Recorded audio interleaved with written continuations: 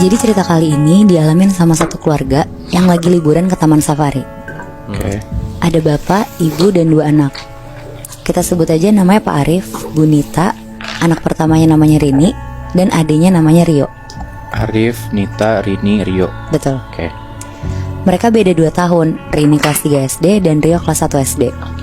Rini sama Rio ini tuh lagi liburan sekolah dan kepengen banget ke taman safari. Akhirnya Pak Arif sama Bu Nita nurutin permintaan anak-anaknya. Rencananya mereka sekeluarga bakal ke taman safari hari Jumat dan pulang hari Minggu. Oh, nginep di sana. Iya.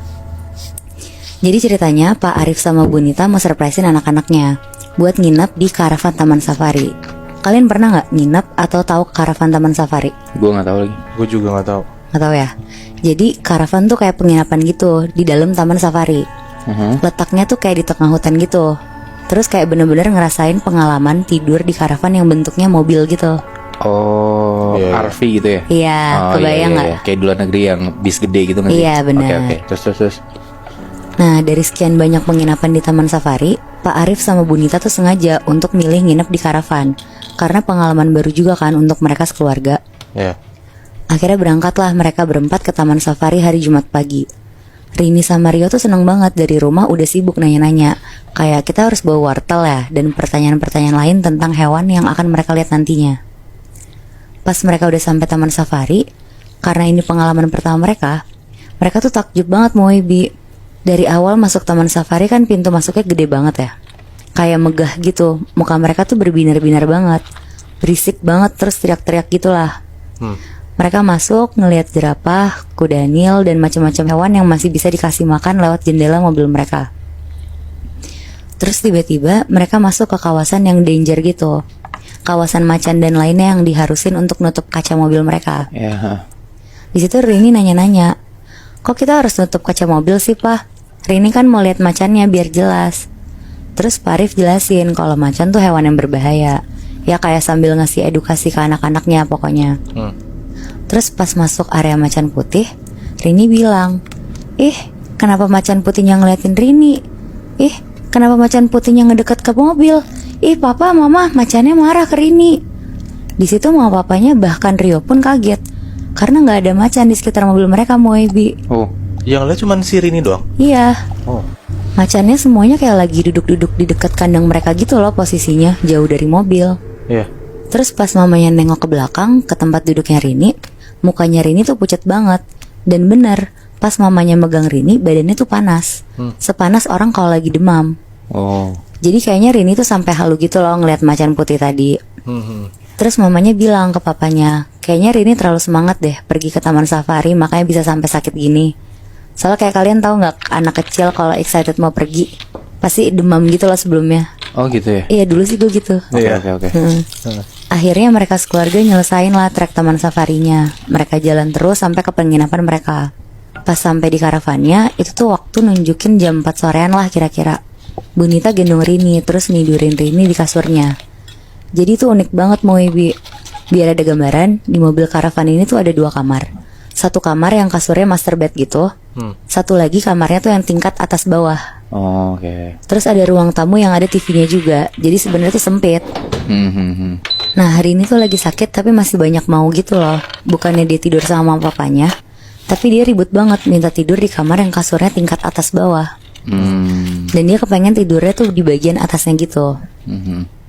Karena Bu Nita juga mikir kasihan sama Rini, soalnya kepengen banget. Akhirnya Bu Nita ngasih Rini tidur di situ. Udah tuh Bu Nita ngasih obat dan lain-lain. Sekitar jam 8 malam Rini udah tidur karena efek obat. Adiknya si Rio tidur di kasur bawahnya. Pas mereka berdua udah tidur, Bu Nita sama Pak Arif tuh lagi nonton TV di ruang tamu. Tapi tiba-tiba mereka dengar ada suara orang-orang dari mobil karavan sebelah teriak-teriak, ada macan lepas, hati-hati. Dengar suara itu mereka berdua kaget banget dong. Hal yang pertama dilakuin yang ngecek ke kamar anaknya. Pas dicek, anak-anaknya aman nih, masih pada tidur, bahkan udah pulas. Pak Arif bener-bener ngunci pintu sama mastiin jendela tuh ketutup rapat. Mereka panik banget sebenarnya, tapi mereka juga bisa apa kan selain nunggu matahari terbit. Soalnya posisinya kan di tengah hutan gitu, jadi ya lumayan gelap dan serem juga untuk ngeliat keluar kan.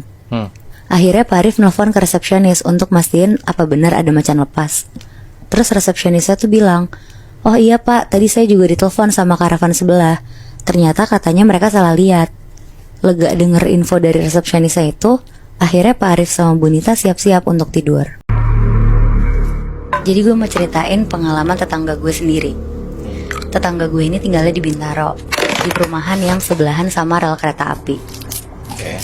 Nama tetangga gue ini Abil, namanya gue samarin ya. Oke. Jadi waktu itu Abil mau pulang ke rumah dari kantor. Abil setiap ke kantor tuh selalu bawa motor, karena dia tuh males macet orangnya. Dan karena rumahnya di sebelah rel kereta api, jadi setiap pagi tuh macet banget di situ. Sampai akhirnya pas Abil pulang kantor sekitar jam 11 malam, pas banget palang keretanya udah keburu ketutup gitu, dia nggak bisa lewat. Oke.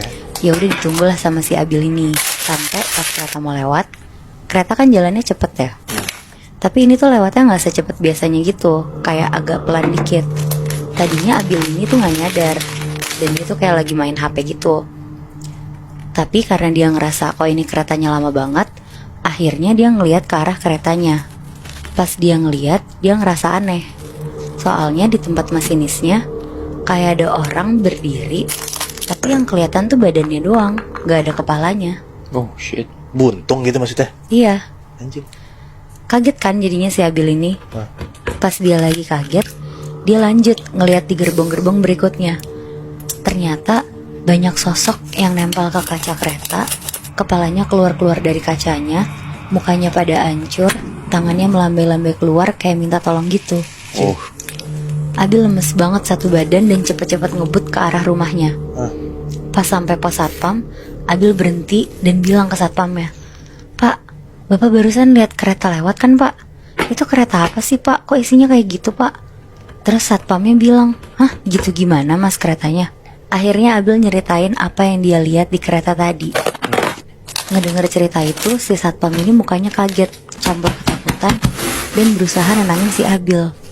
Si satpamnya ini bilang kayak, "Mas, mau duduk dulu nggak? Ini saya ada kopi, diminum dulu aja Mas." Akhirnya Abil karena masih shock, dia duduk dulu dan minum bareng satpamnya ini. Oke. Pas kondisi udah mulai tenang, satpamnya ini bilang ke Abil, "Mas barusan lihat kereta lewat yang gelap itu ya?" Oh.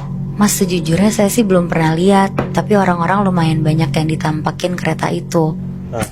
Jadi itu kereta kecelakaan Bintaro tahun 87 Mas. Gue punya satu cerita tentang Rogo Sukmo. Kita sebut aja ada satu cowok namanya Gito ya. Oke. Dia masih muda, sekitar 20-an lah umurnya. Dan dia pelajarin yang namanya Rogo Sukmo ini. Dan dia tuh belajar sama satu orang gurunya yang namanya Ki Banda. Si Gito ini emang udah pelajarin banyak ilmu hitam dan ilmu-ilmu tentang makhluk halus lah. Dan dia kayaknya udah sampai pada level dia mau coba nih Rogo Sukmo. Makanya dia belajar lah sama si gurunya ini. Setelah diokein sama gurunya ini, sama si Ki Banda, Gito itu harus nyelesain yang namanya ada ritual, dia harus mandi. Gito tuh diminta sama si Ki Banda ini buat mandi air kembang di rumahnya dia. Setelah si Gito duduk di tempatnya dia itu dan dia mandi pakai air kembang ini, Ki Banda bakal pulang ke rumahnya. Dan Ki Banda tuh minta buat Gito tuh nyamperin dia ke rumah, tapi pakai Rogo Sukmo. Dan bener aja, di malam itu Gito tuh ngerasa badannya kayak terbang Nat.